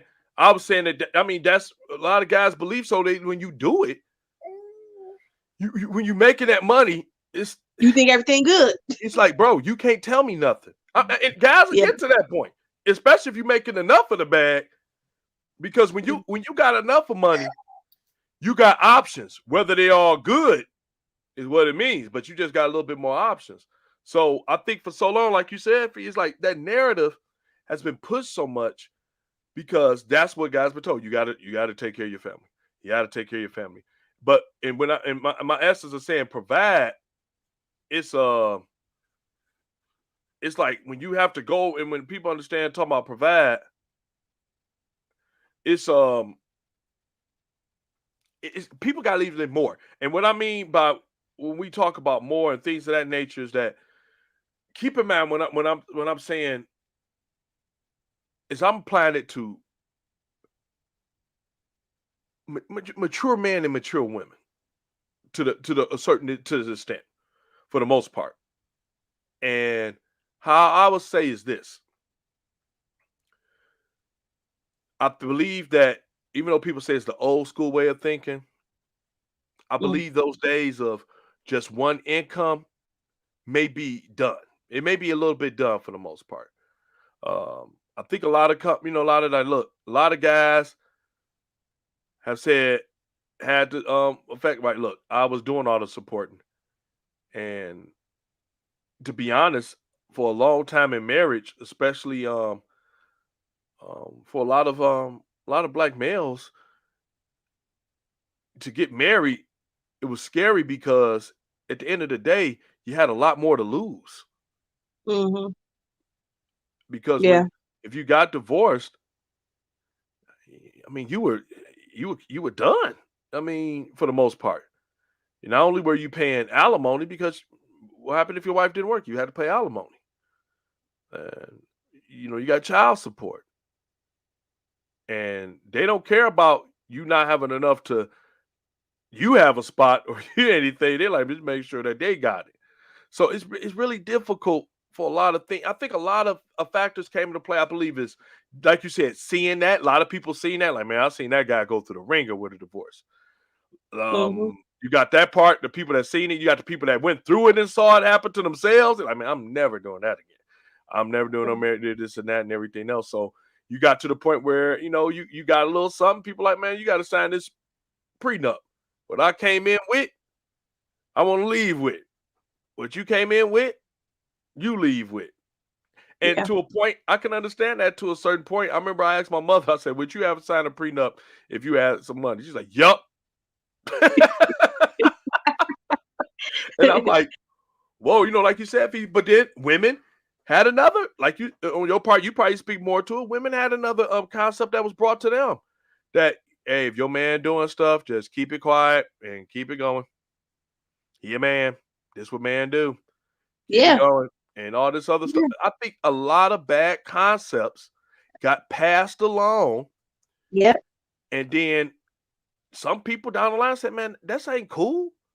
Like, my husband gotta cheat on me to be, and I gotta just not say nothing. Or even the guy, like, man, I'm doing this every day. And now it's like it's crazy. Like, you have some women, like you said, you have some women say, I want him to go get the bag and everything else. And he go get the bag, and then he come home to a house that looked like hell shotted, and somebody done ran it over. And you like, who what happened? No food, no nothing. Listen. It's crazy. That is so real because that, like you said, it's that it's unrealistic expectations that's not communicated. That's the thing. And every time we talk about marriage, which I feel like we're gonna keep doing because it's relevant. If you ain't married, you might want to be married. Or if you ain't married, you might know somebody who married and you can help them with, the stuff we talking about. The main thing is that we do not communicate. We keep bringing that up because it's going to keep coming up. Communication is key. You got an expectation that you want me to be at home cooking, cleaning, running your bath water, pressing your underwear, and having everything spotless in the house while you out there working, and then you just come home and everything is good. Right. If you don't communicate that to the woman, she ain't going to be doing it. Like you think she going to be doing it unless that's something that she already desires to do. Right. Same with the man. He may be like, look, every time, I go to work, I expect you to go to work. So all the pressure ain't on me, and I ain't the only one making the income. We both got an income, and we just gonna split it. Again, all that the point is, it's a conversation that needs to be had constantly because things change constantly. So it's a constant conversation that needs to be had and taking place, and that's why I think people have been not successful in staying married if they got married, or having breakdowns in relationships and not wanting to commit and get married because of that. They feel like, what's the point of getting married if, like Mac was saying, already having sex? So what's marriage gonna do? We already, playing house. We already live together. We already have had some kids. What's the point? I think Mhm. that's another that might be another topic for a different day. I don't know, That's some but cool beans. I think I that's like a that. big That was cool, thing. but it's the truth. It's the truth to where you say like the black family, the black man, and I know this like with everybody, you know, a lot of different things, but this really one of some of the stuff that affect the black family. Because remember, black family was strong. It was a super threat. Solid. It's a solid threat because no Yep. matter what happened, they talk a lot of stuff about kids all over the country. I'm telling you, when you had a solid family, it was so much respect. Fathers always talk Thriving. about Yeah. tell your mama Everywhere. dinner good. Tell your mama dinner was good. Go in there, make sure you kiss your mama. Make sure you do this. Make sure this is done. It was order. They Yeah. respected. It was so much stuff It's going on. it's and And it's a it's free crazy. for all now. Like it's now where you can. I'm 33, and I'm never talking back to my mom. Like outside of joking, but like people will talk back to their mom and just adults and like and we just already know that structure is just broken. You're not talking. I'm the only person at my job, and like I said, I'm the manager, so I'm pretty much just one or two people above me. I don't curse in front of my elders, even though they work for me. Like I don't like that's what I'm not gonna curse in front of you because I have respect for you. Mhm. And it's not like that. It Right. like with any my generation or under, like they don't care. They don't care. It really, like you said, it's really it's some good talk. And I know we still talk about it. I just want to put this because I just got this message in my inbox. One of our people, John Glover, my bro, What's up, John? Hey, John. he is in Facebook jail. So, What? So he said, yeah, Facebook don't have no Facebook They is his block own everybody. jury and executioner. So he told me to put this in there. He had a comment about Joe Rogan. He said, and if y'all read, I'm gonna put it on there for y'all. He told me that's why I copied and pasted. That's what it says. I'm in Facebook jail. You can post this for me. Joe Rogan is an opportunist and a racist. Yeah. He would sell his own mother for notoriety.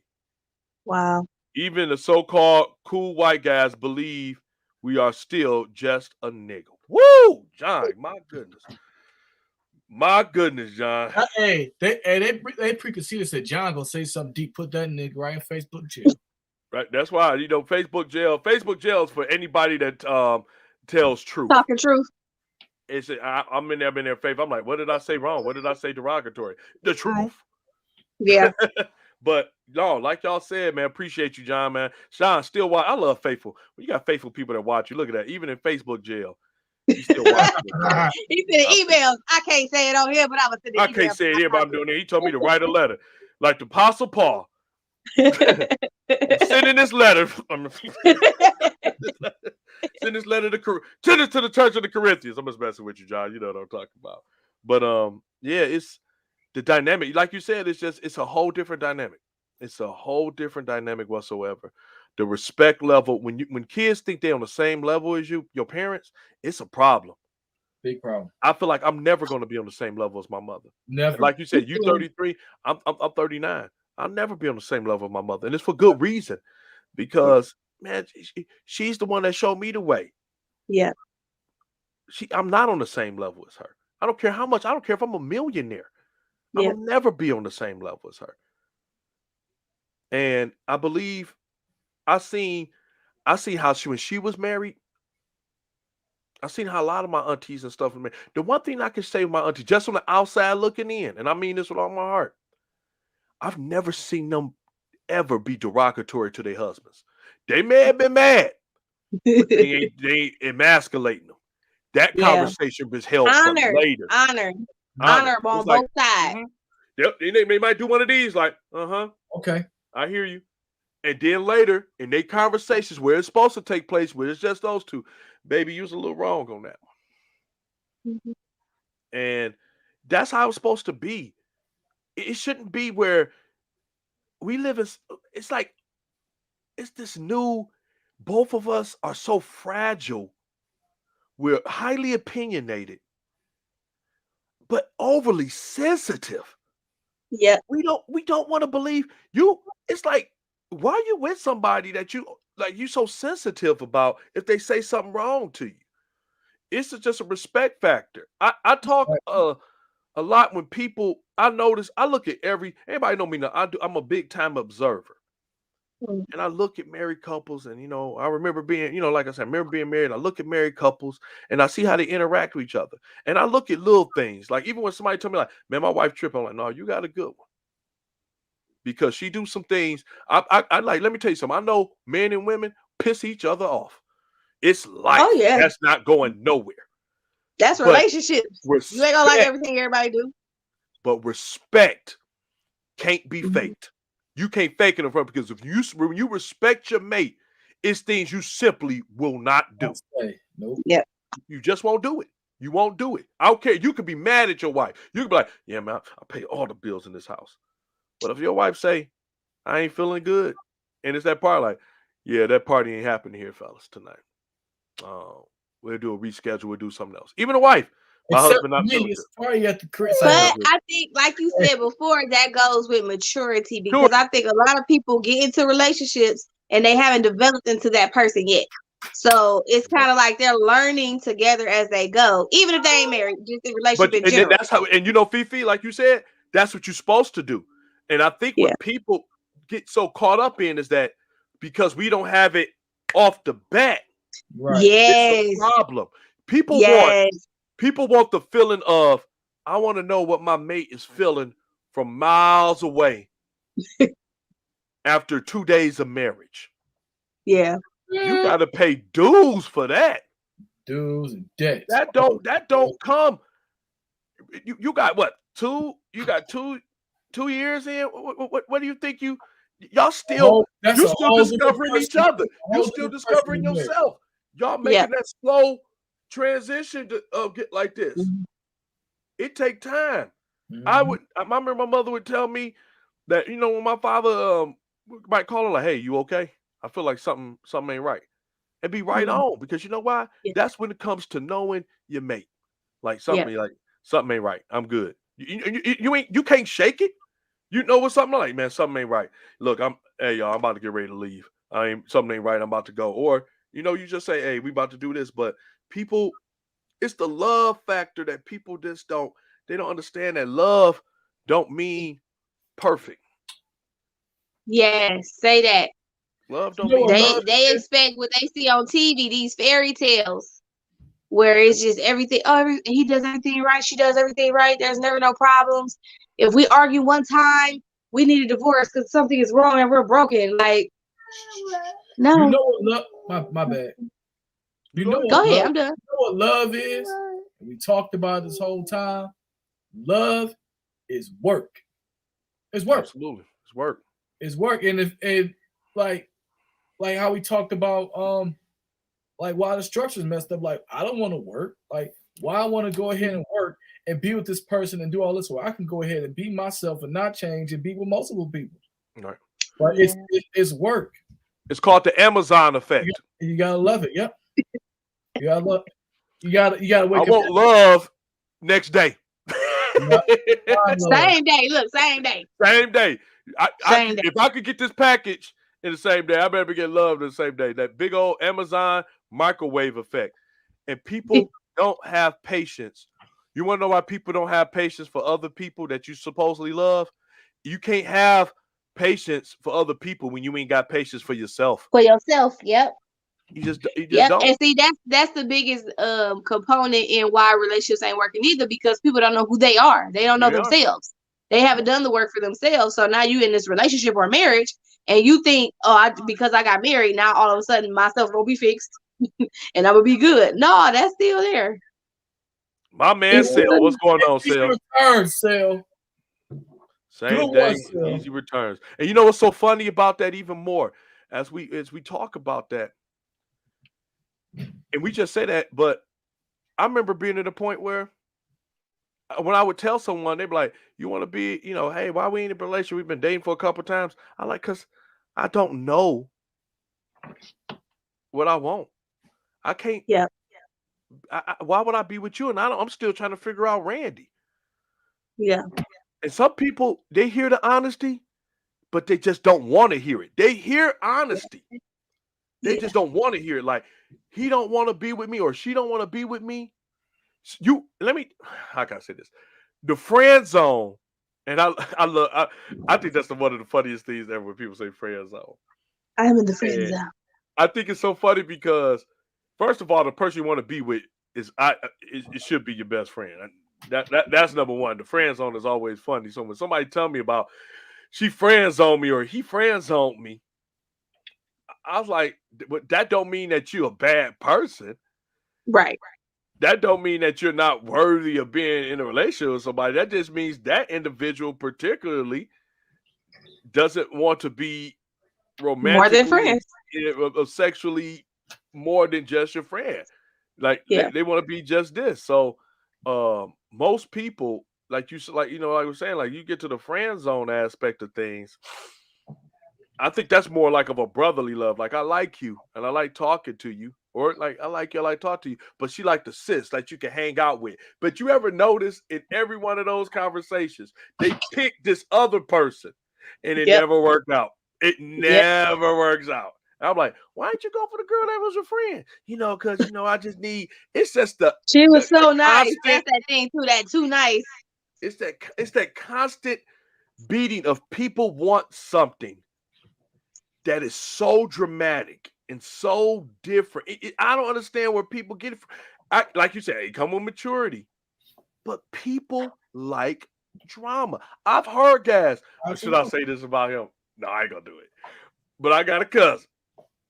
We was talking one time, and this crazy fool gonna say, "Man, if my woman ain't crazy, I don't want her." I like, man, you saying small, you saying something. I'm not going to say his name because he in a relationship with her right now. And I ain't gonna say the name, but I like, bro, no, I don't want crazy. Yeah. I'm sorry.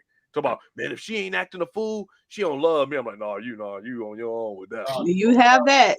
Yep, any man or woman, but some people they like that. They like that drama because it makes them feel like they're wanted. Some people feel, like they like, look, because some people get confused with peace. They get somebody that's peaceful, they don't want to have all these arguments and stuff like that. They get confused. They don't know what to do. They bored. They're bored. I'm bored. That's what's like, this relationship's so boring. I don't. Yep, like you said, they be with every guy. They have all this drama, men and women. Be with another guy, have drama with the girl, have drama with the guy, and you just like, wow. Like I can't believe it. And it's just to me, I just think that, like you said, with that dynamic, it's just everything that we see so much dysfunction sometimes that people are comfortable. Yeah, they think it's well, hey, I see them do it, so I could do it like that too. And it's like, man, you don't want that dysfunction. And then some people have picked to say, look, I don't want to have nothing to do with that dysfunction. I don't want to have nothing to do with marriage at all.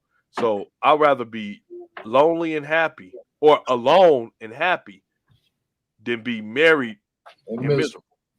Yep. And a lot of people are picking that. I think I told people a lot of things is going on. There's just so much. People are, I believe it's becoming more picky because people, hear me out on this one, y'all.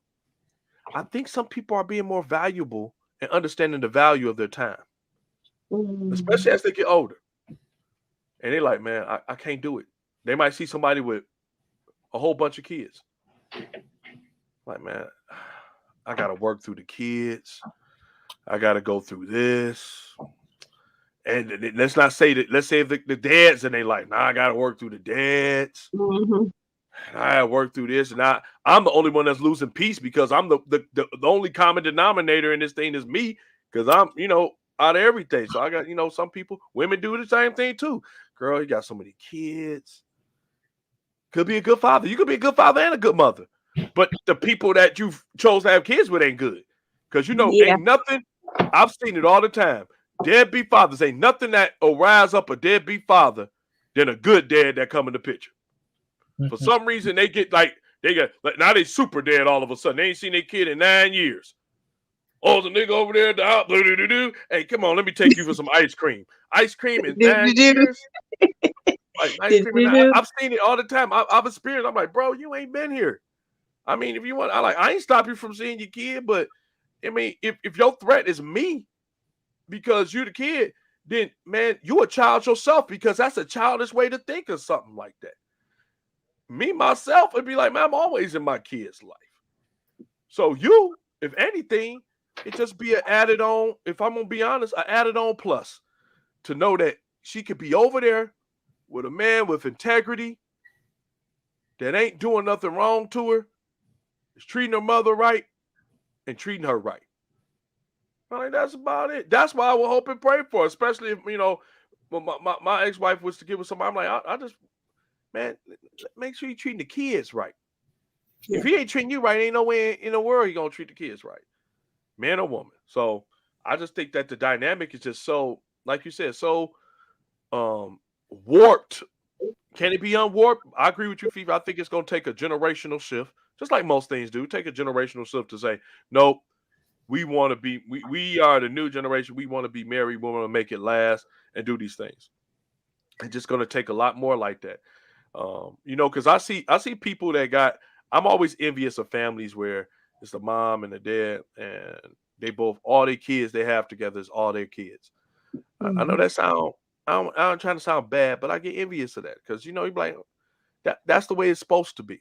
You know, That's for the what most part, you desire. Yeah. you know, desire. You know, that's the way it's supposed to be. But guess what? It's amazing families. That's mixed families. They get together. The kids they love them. The families love them. And family is just like I said. It's about love and knowing that love ain't perfect, and that, you know, y'all gonna be working. Like Max said, love ain't perfect, but you're gonna be working. That's what love is. And if you ever get to the point where you don't want to work no more, you will see love dissipate. It won't be there no more. Yeah. And that's just period. So I think in the black family structure, you know, to, kind of wrap that one up, is just, I think it's just gonna take people becoming more mature and making smarter judgments about people that you deal with. Because I want to say too, it's because of that 80-20 rule too. You know, they think the grass is greener. This is like this. I think it might be better over there. You know, she's saying the right stuff or he's saying the right stuff. My wife or my person I'm with ain't saying the same stuff. They ain't giving me the same type of attention. And I think that's one of the main reasons why that maturity is necessary, because in your immaturity, you really think that's real until you leave what you got to go with that. And then you see what I had was better. That's the truth. That's the truth, man. Absolute 100 degrees, 180-degree truth. So, I mean, ain't nothing. I mean, how you put it was just the best way. I mean, it's not better. It makes no sense. And we do it a lot. I've done it.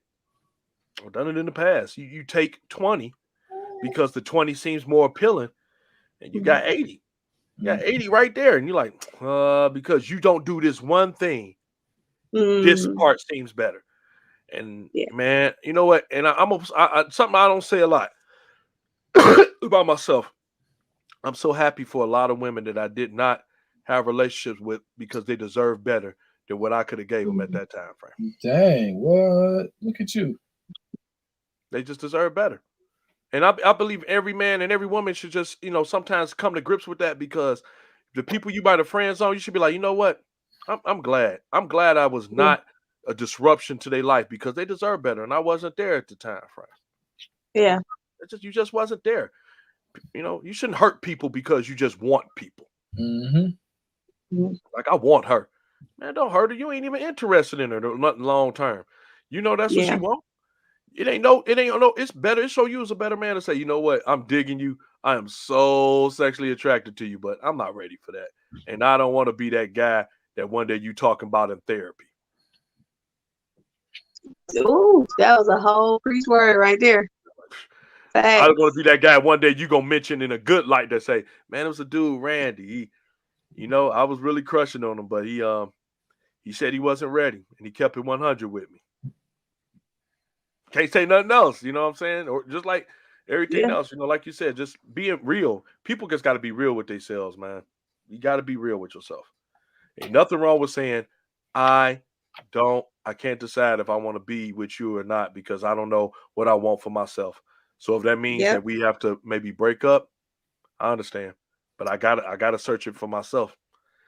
Because if I'm not happy with me, I ain't gonna be happy with you. It's gonna be temporary. Everything gonna be temporary.